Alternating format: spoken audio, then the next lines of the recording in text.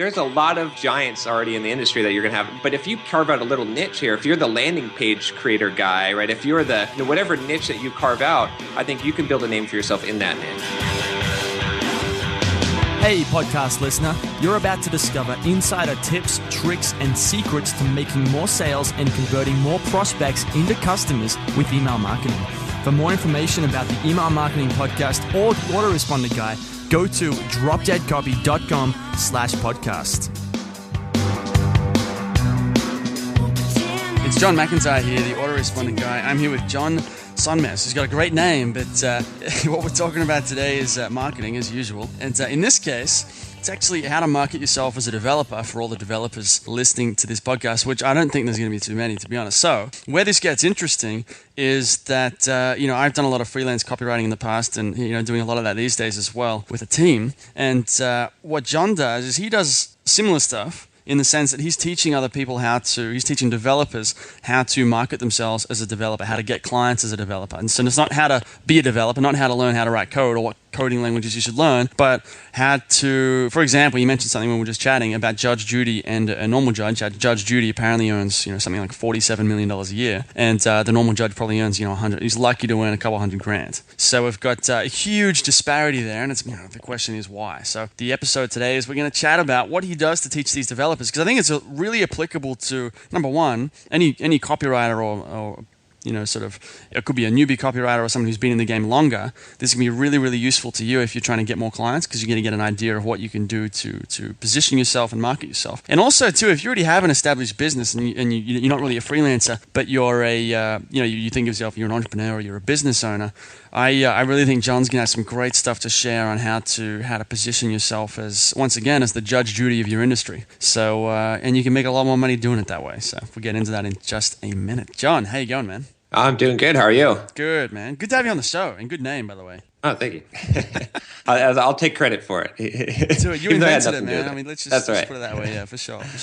So before we get into this developer marketing stuff, can you give the listener a bit more of a background on who you are, what you do, what your background is, and what you're all about? Sure. So I've been a software developer probably for 15 years before I even got into any of this. So I've worked in all kinds of different programming languages, developing iOS apps, Android apps, C++, all the kind of stuff.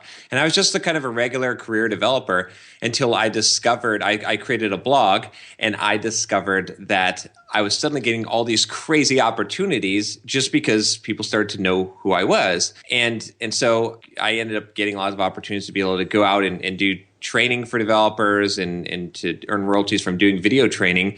As I was doing that, I started to realize that there was all these software developers that had no idea how to market themselves. They had no idea about what marketing was. And I saw how valuable it was for my career. It took my income up to 5x what I was making as a senior software engineer.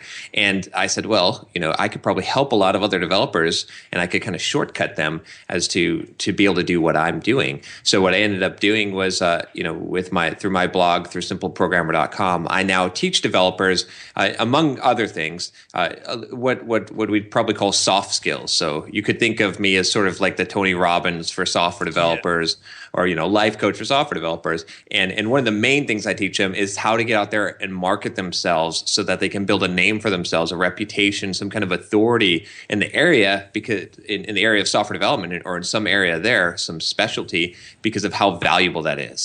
I like it. Very good summary there. Thank you. I like the Tony Robbins thing, man. I mean, I'm a big Tony Robbins fan, so I'm curious if you do a lot of the mindset stuff where you're pumping people up and motivating them and all that stuff. I do. I try to. It's kind of funny when I go to like a code camp, a developer conference, and when I give a talk, I'll be the guy that's like, I'll take the microphone. I always ask, like, can I walk with this microphone? Whenever I do a conference, because I'll be out there in the audience, just the loudest guy there, because I get so much energy. I like to pump people up and make them excited, because it's kind of boring sitting there looking at code and all this stuff. Exactly. And so I kind of bring some energy to it. So I'm curious if people get a little bit scared sometimes, in the sense that, developers sitting inside like a, I guess the stereotype, which isn't necessarily true, but sitting in like a dark little room with, 3 cans of Red Bull next to you and, just coding away with some trance music going. And, then you go to a talk where a guy like you is like, come on guys, get up on your chair, let's dance. We're going to do like 10 squats and then wave your arms in the air. I'm going to throw chocolates to the best dancer. Yeah, I think there's definitely a little bit of a shock factor there, and so, I mean, honestly, some people do walk out, right? That's how I know I'm doing a good job, when some people are like, "Whoa!" When you've made someone walk exactly. Out. Yeah, I like it. All right, so that kind of paints a good picture. So let's get into this: not how to be a developer, but how to market yourself as a developer. I guess to kick it off, what would be, how would you like to frame the discussion? What's sort of the most important thing? How would you sum it all up in terms of how to position yourself, how to market yourself as a developer, and that also transfers to other skills like copywriting? Right. Okay. So I would say, first of all, that, everything that I do and help developers with, I choose developers because that's my niche, right? That's who I know, but it applies to anyone, right? If you're a doctor, if you're a copywriter, whatever it is, this idea of marketing yourself, I think the same exact concepts, the same soft skill concepts are going to apply. So we could pretty much just talk about that in general, and like, what is the value of marketing yourself, and how can you do this? What am I going to get out of it, or what's a listener going to get out of it if they learn to do this properly? So the big thing is, just like you had said in the intro about, we talked about the Judge Judy thing, where Judge Judy makes $47 million a year, and a Supreme Court justice makes $225,000, right? And you look at like Bill Clinton gets paid $200,000 to speak at an event, right? But your average speaker might get paid $5,000 or $10,000, and that's considered good. So you have it in a lot of different industries, right? So rock stars, right? The top rock stars, they get paid ridiculous amounts of money to play a gig, whereas someone who's just as good but unknown doesn't get paid very much. Celebrity chefs. Oh yeah. Yeah, DJs, right? If you have a name, celebrity chefs, Gordon Ramsay, right? These celebrity chefs, I don't know a lot of celebrity chefs, but anyway, they get paid a lot more money. But the thing is, you get to this point where you say, okay, well, is it because they're so much more skilled than the ones who get paid less? Is Bill Clinton so much of a better speaker than your average speaker at a conference? No. The answer is that he has a name, right? If you build a name for yourself. So that's where the whole marketing yourself comes from, is there's this sort of equation which goes skills times marketing equals money, right? And right. So you have to have skills, right? If you're a copywriter and you can't write copy, if you just sit there and you have no skills at it, then it doesn't matter if you market yourself, right? Because then you're going to be a fraud. So you don't want to be a fraud. But if you have skill, and it's a decent amount of skill, it's probably better to invest your time marketing, learning how to market that skill so that you build a name for yourself, than it is to increase that skill by an incremental level. You get into that 80% bracket of skill level, what gets you the 5 times 10x pay, 100x pay is not getting more skill. What it is getting a name, And in the copywriting industry, right?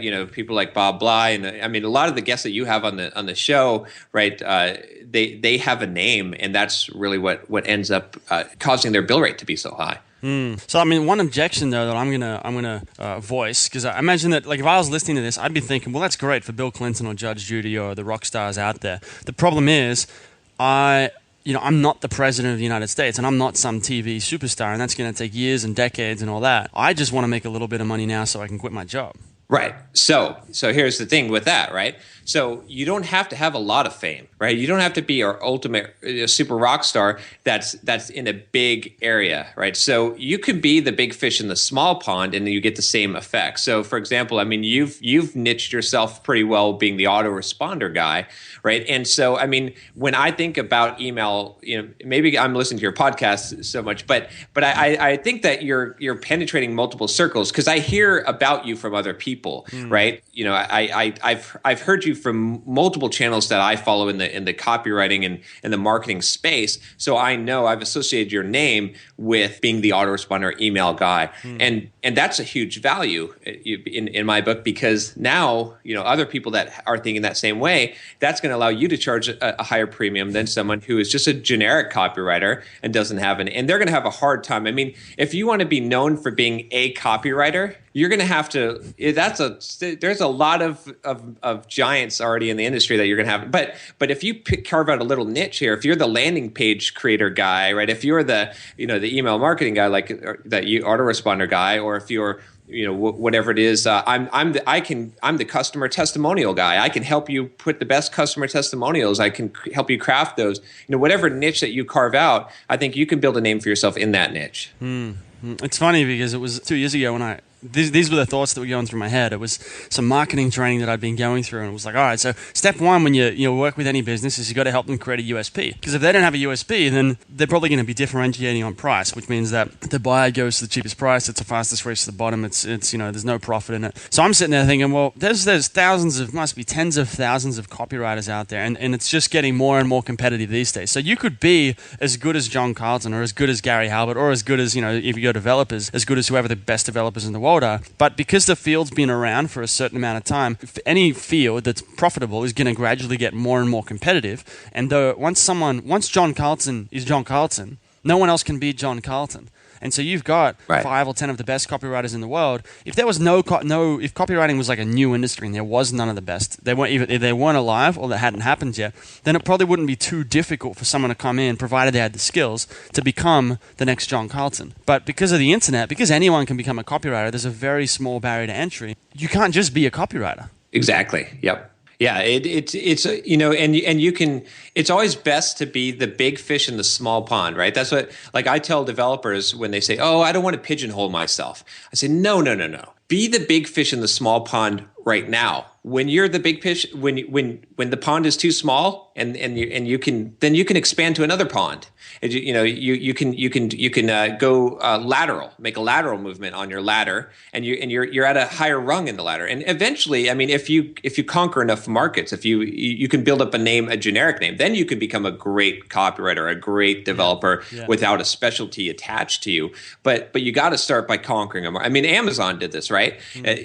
I always tell developers, think of yourself as a business. So a lot of things that to market yourself personally is the same things that a business would do. And so, Amazon, they started off being the best bookseller, right? They were the online bookseller, and they conquered that market. Then they moved laterally into CDs and DVDs, which was a very similar market. And then they moved, and they kept on expanding until now they sell everything. Yeah. But if they started out trying to sell everything, they would have just flopped out. I mean, it's funny too with like PayPal. Some of these like household names these days. PayPal, if you read 0 to 1, a book by Peter Thiel, he talks about how when PayPal started, they weren't getting it. They really struggled to get traction, and they almost went bankrupt actually. And what they found there, they were trying different methods and different ways of marketing and positioning themselves. And what ended up working was they positioned themselves as basically a payment provider for people on eBay, and that's it. They didn't worry about anything, and it wasn't just eBay people. It was like power sellers on eBay. So people doing volume on eBay, and there's a couple thousand of them, and they probably didn't know it at the time. It's always easy to connect the dots looking backwards. But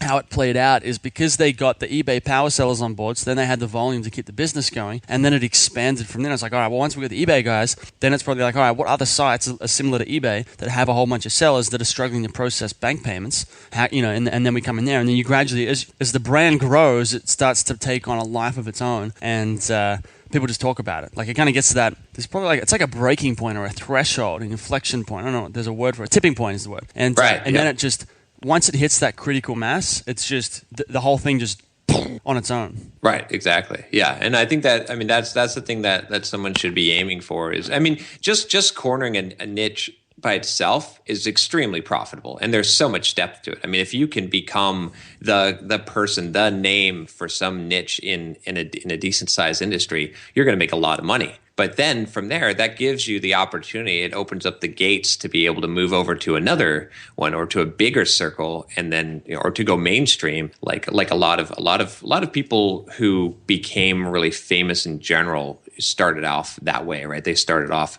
with something that they were, famous for, and then they in a very specific area, and then they expanded out. So. And one thing here that I'm thinking is that, because it's, it's funny, in the last few years, I've had a lot of people who've kind of seen what I've done with the podcast and the emails and things like that. And, they've heard about me, say, like you, and from other people. And they've kind of gone, well, I'm going to go be an email copywriter. And it's like, once someone's already done it, it's going to be very hard to do it again. Like, if they already own that, now I don't own the spot, it's a big market, but it's that you really need to come up with your own thing. And some people think that, a common question I get is, do you just come up with it on the spot, or do you just let it evolve? And I don't think there's a right answer, actually. I think, for me, I was learning to write copy, and someone gave me, I got a couple different jobs, and eventually it wound up that most of the jobs I was getting were email jobs. So when I came to that question of what's my USP, it was very common. It was very, straightforward to be like, well, I've been doing lots of email stuff. Why don't I just start calling myself the email guy? And, happy days. They're already the clients I'm getting, so now we'll just get more of them again, and it makes it easy and blah, blah, blah. So whereas some people are before they even get started, they might want to position themselves. Right, exactly. Yeah, and I think, it's better to pick something, right? And then you can always change it later if it doesn't work out. But being a generalist almost never works for you because it's so hard. You're fighting against everyone. Especially in the early stages. Oh, yeah. If you're a brand, like if you're Nike or I was talking to someone yesterday about the Starbucks marketing. And it's like Starbucks marketing is branding. It works. There's a reason these companies do it. They invest millions in it. But like a small business who's just getting started can't get the same success, the same results with it because they don't have the same brand firepower to put behind it. Exactly. Yeah. And as far as getting your name out there, right? This is where I think it connects is I think most people would agree from listening to us. Yeah, it's good to have a name and a niche, but how do you do that, right? And so the way that you do that is partially by that specialization gives you those opportunities. So in the software development world, I say, okay, instead of being an iOS developer, you develop iOS apps, be the iOS developer that specializes in one control, or one specific aspect of it. Let's say that you know everything about iOS buttons and how to customize them and, all the ways that you can interact with buttons. I mean, it seems like a ridiculous example, but I'll tell you what, if you go that deep in that niche down, then when you try to pitch a magazine, like a developer magazine for an article, and you say, I'm the expert in buttons, I can give you, they want that kind of depth stuff. If you try to speak at a conference, right, even without a name, because you're so specialized, they're going to want to hear this expert in this one very small area. Mm-hmm. It gives you all these advantages. Whereas if you tried to pitch, to speak at a conference and you say, I'm a really good software developer, and you have no name, or I'm a really good copywriter or whatever it is and you have no name, it's much more difficult. But if you can say, I solved this one very, very specific problem, it's so much easier to get people to invite you on their podcast, to get in a magazine, conference, right? To even a publisher to publish a book, because you can declare yourself the expert in that very specific area. So it really lends itself to building the name, because you got to have these platforms, right? In order to build a name, people have to hear about you multiple times. That it's building a brand.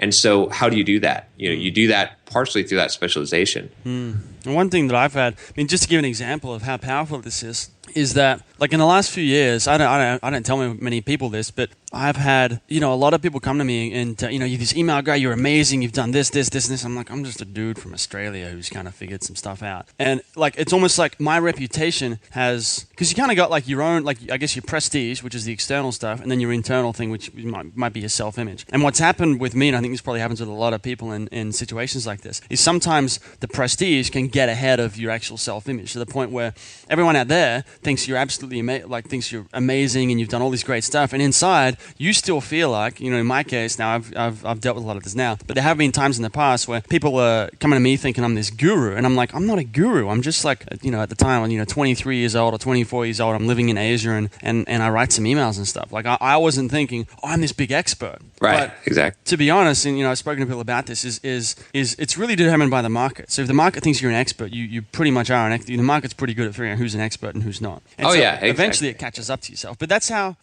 powerful it is. Oh yeah. It's the imposter syndrome, right? You feel that exactly. but but it's kind of cool because it means that the market is actually pricing you higher than you value yourself. And, one good example of this is like I do some consulting now. I try to avoid it because I mostly do product stuff. I sell products and sell it through email marketing. But when I do consult, my hourly rate is $300 an hour, and it's a non-negotiable rate. And whenever someone says, "Hey, I want to hire you to do this," I usually say, "You really don't want to hire me. You could hire someone off of Odesk for $25 an hour, $50 an hour to write code." And sometimes they will say, "No, I want you, John, to do." So, and it's because of reputation, right? Because I'm like, I honestly could not write a lot better code than someone for, you're better off hiring me at a higher level to coach your developers and business. And they say, no, we want you to do it. And so, but that's just like you're saying, it's the power of it. It's like that reputation, someone is fixed on your name. You're going to pay you astronomical fees just because of that, even though you may not even feel that you're worth it at that point. But there's a huge value. People, that name recognition is a huge thing. Mm-hmm. So if you can get that just adds a tremendous value to your brand. So yeah, I mean, it's amazing. I've had experiences where, like when I was back in Sydney, I've worked a lot of different, casual jobs or sales jobs, and I was making, in Australia, the wages are pretty good. So I'd be making $16, $17 an hour, which is, I suppose, decent by worldwide standards. But, the first time I was able to charge more than $100 an hour, and then where it is now, which is, is even more. It's kind of funny when I think of it. I'm like, I dropped out of high school. I didn't go to university. I went to college and dropped out of college because I got bored. And then I just partied my ass off for about 3 or 4 years and didn't do anything. And now it's like, now that I've kind of, you study copywriting or study how to market yourself and sell yourself, I can go out there and charge, 10, 20, 30 times what I used to make like in 3 years. It's crazy. Exactly. Yeah, it's amazing. And you think about all these people, working their regular 9-to-5 jobs for 30 years, and you're able to make them their salary in like a couple of months or so. Yeah. And it has all to do with the idea of if you can market yourself, if you can build a business where there's enough of a name recognition and it doesn't have to be a lot. It really doesn't. I mean, you don't have to be on primetime television, right? That level of, you just have to have in your circle, in your niche, enough of a name that someone, recognizes who you are. And there's usually plenty of business right there. So, right. And people think that, like, because I reckon someone might listen to this and think, well, it's easy for you guys to talk, right? You've got a website and a podcast and like a personal brand. It's like, well, yeah, like anyone can do that. People think like exactly. The podcast that I've done is that like I created a product a year ago. No one gave me permission to create the product. I was just like, oh well, I know how to write copy and I can probably give some advice that's at least half decent on how to write an email autoresponder. And so made the product and then started doing the podcast. And it's sort of like people are waiting for themselves to be like, they're waiting for everyone to say, all right, you're an expert, and then they think that when that happens, then they can go off and be an expert. Instead, it's actually the other way around. If you want to be an expert, you got to start just calling yourself and thinking of yourself and acting like an expert now, and then over time, people are going to gradually think of you as an expert. Exactly. In fact, I always use that concept. I call it acting as if, or the fake it till you make it, right? This idea that you act as if you already are, act as if you're this person, and then you'll become this person, and people will believe it. You bring the authenticity. It's the idea of having these strong convictions, but held loosely. You believe this thing, but you're willing to be challenged. And if you keep that mindset, then you can speak with authority without being, hard-headed. And I think that's one of the key things. And like you said, anyone can do this, right? So to give some practical advice here, what I would say is someone starting out, if they wanted to market themselves, to be able to build a name and a brand, the key thing is, first of all, to pick a specialty, right? So you got to pick some kind of a niche. You got to, don't worry about being pigeonholed. Pick something. And then the lowest barrier to entry in my mind is a blog. Right? You can just set up a website and start blogging. And if you start blogging every week on the topic, you're gonna start positioning yourself as an authority in that area. But then there's other things you can do, right? So a brand becomes powerful when people recognize it multiple times. So for each person, I think we could probably go out there and we could look at all the different kind of channels that we consume. So I watch YouTube videos, I listen to podcasts, right? I read magazines. I read books, right? All these different things. How can you get, I like Pat Flynn's approach. He says from Smart Passive Income, he says, be everywhere. And that's what I think is like, if you want to really build a name for yourself, be everywhere. Show up. When someone does a Facebook search, when they do a search on podcasts, when they look on YouTube, when they search on Google, they should find your blog posts, your videos, your podcasts, or you being interviewed on podcasts. That's a surprisingly good way to market yourself. In the developer community, I think I've been on just about every developer podcast that there is. And I just, emailed the podcast host and said, hey, can I come on and talk about this specific thing? Now you're on a marketing podcast, man. You're getting famous. Exactly. But yeah, I mean, it really is something that is very approachable. I think most people don't ever realize that they could build up credibility and reputation, and it's not that hard. Just think about all the different channels that exist out there that you're currently consuming, and see how you can get on those channels and put content out on those channels. Another approach that I personally take is I say I give away 90% of what I do for free, and I charge for 10% of it. And by creating a lot of value for people, the whole Zig Ziglar thing about if you want to if you give enough people what they want, you'll get what you want. Right, whatever the exact quote is, but that idea I think is very, very powerful, and it's very true. If you can affect 1 million people's lives, you're going to make $1 million. Okay. I mean, the cool thing here is that, because we're like, well, if I do a blog or if I do a podcast or if I do YouTube, I don't know what to write about. And it's a bit like, the way I think about it is it's before you've done it, it's really funny, because before you've ever done this, before you've had success in this area, building some sort of brand like this, it's really hard to imagine that it's going to work. It's kind of like that. Yeah. You just put it off. You don't really grasp the gravity of the opportunity. And an example of this is I've been reading this book called Bold by Peter Diamandis on a whole bunch of future technology that's coming out, like 3D printing and robotics and all that. And he talks about it like exponential. He calls it exponential technology. And what's funny is our brains have evolved to be very linear thinking. So that's thinking that, if you add, 1 + 1 = 2, plus another 1 is 3, plus 1 is 4, plus 1 is 5, and things like that. That's linear thinking. And it's in a straight line if you plot it on a graph. And so that means it's like, well, if to this year I earned $100,000, next year I can earn 110, and the year after I can earn 120. But what happens when you go exponential is this is where you go 1 times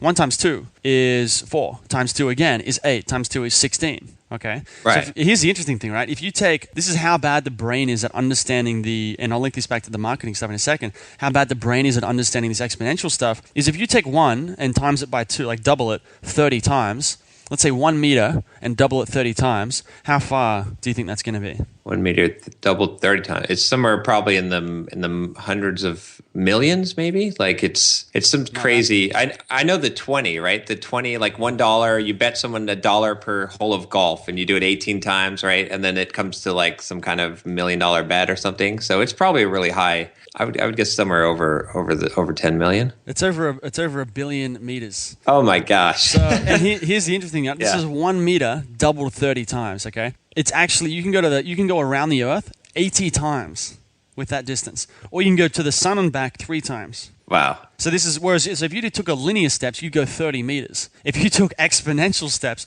you're going around the Earth 80 times. Right. So, but our brains, right, I think our brains, literally the way they're wired is we are unable to grasp the gravity of the opportunity because we haven't seen change happen. That we're starting to see it now with computers, but we personally haven't seen change happen that fast. And this is so with the marketing is, if you've never done this and you've never seen this happen to yourself or to a friend, it's very hard to understand the gravity of the opportunity here. But it really is as simple as set up a website and start putting out, if you want to be an expert, simply if you want to be the expert on buttons, for example, don't even have to be an expert in buttons today, but I know that I could go and set up a site, add some YouTube videos and blog posts, and maybe even start a podcast, and I could go and read, there's probably an Amazon book or two I could read about buttons and a few blog posts I could read about buttons, and I could just literally rewrite that content or put it in my own words, and I would become the expert in buttons. And I know for a fact that it would work, and it would probably happen a lot faster.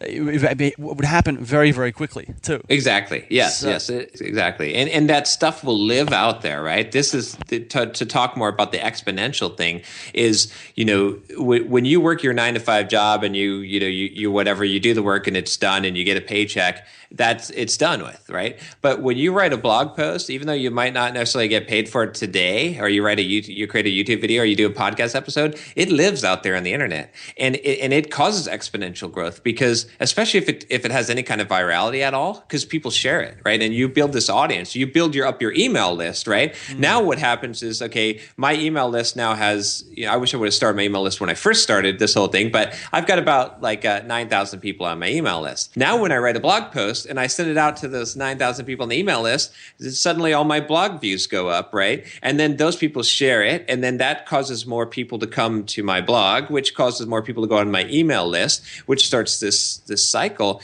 And all the content I've ever written over the past 5 years, that still gets hits on Google, right? And same thing on YouTube. So all these things, as you're building this empire, it seems like linear growth at first, but all of a sudden you start looking at things and you're like, wow, how did I jump from making $1,000 a month to $10,000 a month?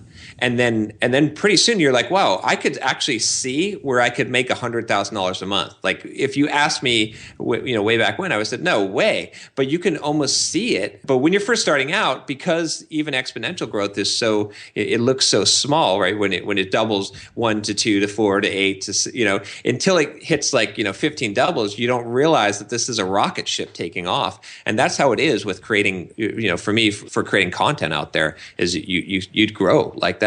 Mm-hmm. Crazy how it works too. Like it starts off, it's a bit slow at first, and you kind of see, you start to, get an email here, an email there about, can you design someone's buttons? And then 6 months down the line, it kind of picks up a little bit more, and then, it's not sort of like it goes, you go from, 100 people knowing you to 200 people in a year. You're probably going to go from 100 to 1,000, and then in year 2, because you got 1,000 people sharing it, you don't go from 1,000 to 2,000, you go from 1,000 to 10,000. Exactly. And then once you got 10,000, then it's the same thing, because you've got 5,000 customers now, for example. Now you even grow even faster. You grow even faster. You grow even faster. And so it's crazy how this stuff works. Yeah. And you do the same amount of work, except now you're getting paid a lot more. Especially, some things don't scale, right? If you're billing yourself out hourly, right? You should eventually build some kind of a product so that you can scale. Because if you have a product and you're creating content to market that product, the same amount of work, right, for a huge amount of money as your audience grows, right? The amount of money you make grows, even though the amount of work doesn't, because it takes the same amount of work to be able to keep producing the podcast or keep producing the thing, and you're getting higher sponsors if you have sponsors for a podcast, right? So I think there's a huge value there where people fail to realize. They say, well, content marketing is just like paying for advertising, and you could equate that to dollars per hour. And it's not the same, because at one point you might say, yeah, it's the same. I looked at the time it took me to write this book or to make this course, this digital product I'm selling, and I paid myself $75 an hour. I could have billed, freelancing rate at a higher rate. But what they don't recognize is that you build that asset once, and then as your audience grows, all of a sudden now you're making $1,000 an hour on work you did 5 years ago. Mm-hmm. Another interesting thing too is with the content. I was chatting to someone recently about how it's less and less online. It's getting harder and harder to basically get an ad on Facebook or Google AdWords and send it straight to a sales page and get someone to buy something. So what's happening is that the strategy that a lot of people are using, and I've used this before, is you advertise the content. Yep. So you post a great blog post, one of these content pieces, advertise that, and then let that run for a while, and then put a what's called a retargeting pixel on that page. And then you follow people around the internet with your ads, because once they've seen a piece of your content, they're probably going to be quite interested in buying something later. And what you could also do is have a retargeting funnel. So first thing, you advertise a couple of different things, and then let's say you might have a 5-step retargeting funnel where if they haven't seen you before at all, they get one article. Once they've seen that article, they get the second article. And so you gradually expose them to your brand 4 or 5 times before you ever try and sell them something. So by the time you get to them, you say, here's the pitch.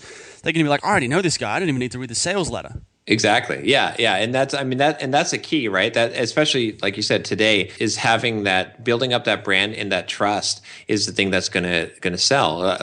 For example, my product on how to market yourself as a software developer. One of my first experience was I tried doing AdWords, paid AdWords to send people to the landing page. And the conversion rate was like 0.01% or so. It was like ridiculous. Like I think I got one sale, like my cost per acquisition per customer was like $300 or $400. It was like ridiculous, right? And then I started doing an email course, like a 3-week email course, and marketing to my list. But this 3-week email course, I would take people and they would get on there, and after 3 weeks of getting valuable information from me through my email course, at the end, there would be a call to action to buy the product, and it gets a 10% conversion rate. So it's like so much more powerful to get that multiple exposure, to build those relationships, than just trying to cold sell people. Is just, it doesn't, maybe it worked like that 10 years ago, but it doesn't work today. You have to build a brand and a reputation. And if you can do it, if you can hack it to make it quicker, like you said, with the retargeting pixels, then that makes sense. And a lot of people aren't savvy, right? They're like, this is weird. I keep on seeing this guy showing up everywhere. He must be a big name, because they have no idea. Yeah, one way I've thought about using this, I haven't done this yet, but one thing I wanted to do is take, like, say you go to a conference, right? You go to some, I don't know, it could be like a marketing conference or one of your developer conferences, right? And you're a speaker or whatever, but instead of just rocking up at the conference and doing your talk, what you could do is go and scrape the list of attendees somehow, just try and get a list of it, drop it into a custom audience on Facebook, and then run, 4 weeks out, you run one piece of content. 3 weeks out, you run another one. So by the time you get to the conference, these people who are about to hear you speak, they've seen, but this guy, John, he's everywhere. Now I get to see him at the conference. He's like Tony Robbins or something. Yeah. That's a great idea. I love that. If you can just you just got to bribe the conference organizer to get that list, and then that would work really good. Your session would be packed, like all the other sessions are empty, and like yours is just busting out the door because people are primed. You've primed them for it. Like an advertising autoresponder, like that you'd be exposing. There'd be a case study in there. They'd be like John Sonmez, the new Tony Robbins ? Would be one of the articles, for example. And you have these different, and you wouldn't even have to advertise your stuff. Like I would, if I was going to do this, I'd be having like something on, like I'd be having other people's sites for the first few. So they're not even hearing from me at first. They're hearing from like some, other guys in the industry. So for example, say like, who'd be a good, like say like John J. Abraham interviewed me, for example. So right. A lot of people in the marketing industry know him. What'd be cool is like getting an interview on his site that's with me. So he's interviewing, and that'll be the first piece of content, because then the people's first exposure to me is that, he was getting interviewed by J. Abraham. Okay, he's a big dog. And then there'd be an interview from someone else. Then there'd be a case study. And then finally there might be an article from me where I'm talking. And so it's like an indoctrination. This is like how to build a cult around a cult following. Right. Exactly. Yeah. But you can see. I mean, obviously, there's a huge amount of power in building that brand. Mm-hmm. Whether you can do it through a hack or you can do it organically through over time. Like, this is the thing. It's like you can immediately see the value of doing that. And so many people don't do this. This is what I don't understand. In the software development community, I'll let the software developers get off the hook a little bit, because hey, they're programmers, like you said, sitting in their office cranking out code. They don't realize how valuable this is. But in your audience of copywriters, of marketing people, man, you got to be marketing yourself for sure. You got to be building a brand around yourself. Otherwise, what are you doing?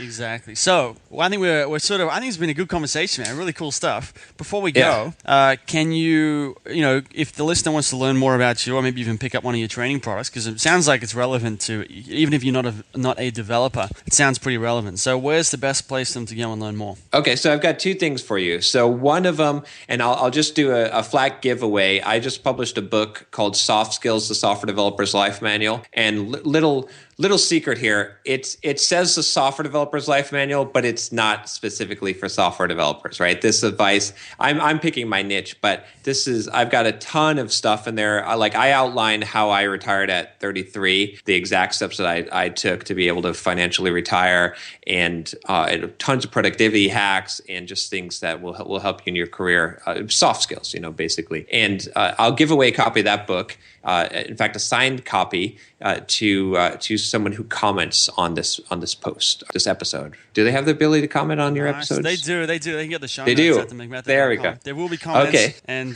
they can pop something in there. A signed copy. That's pretty cool. Yes, a signed copy. But here's the catch. You can't just comment some kind of, you got to comment, and I'm a man of action. If you don't take action, nothing's going to happen. So here's the thing. You got to post a blog or something. Oh, yeah, there we go. Okay, I like that. To post a blog, post one of your blog, and that gives you some self-promotion and should motivate you. It's got to be a new blog that you write, after listening to this episode. And then the other thing I'll do is I have a course called How to Market Yourself as a Software Developer. Again, software developer is my niche, but this is really how to market yourself. It goes over how to build a brand, how to build a name for yourself, how to get your name out there so that people start talking about you, and how to use social media to do that. You can find that at devcareerboost.com, and that's devcareerboost.com, and I'll give $100 off. You just use the code McMethod, and you'll get $100 off of that course. So nice. Happy days, man. This is good. Thanks for coming on the show. Yeah, no problem. Great. Glad to be here. Cool. I have to say, your podcast is one of those podcasts that I listen to every week, because there's so much. I don't know. You get such great guests on this show, and you have such great conversations. It's really, really valuable podcast. So cool, man. I mean, you're one of those guests now. So all right. Yeah, show notes at themcmethod.com. So if you want the links or the promo code McMethod. And so just those domains again was devcareerboost.com for that. And I noticed that if you go to simpleprogramming.com, right? If you go to products, there's a link there to the software developers life menu on there. Yep. Cool. All right, John. Cheers, mate. All right. Cheers. Hey everybody, thanks for listening. If you want to discover more insider tips, tricks, and secrets about driving sales with email marketing, sign up for daily email tips from the autoresponder guy. Go to dropdeadcopy.com/podcast, sign up, confirm your email address, and I'll send you daily emails on how to improve your email marketing and make more sales via email. You'll find out why open rates don't matter, and the 7-letter word that underlies all effective marketing, and much more.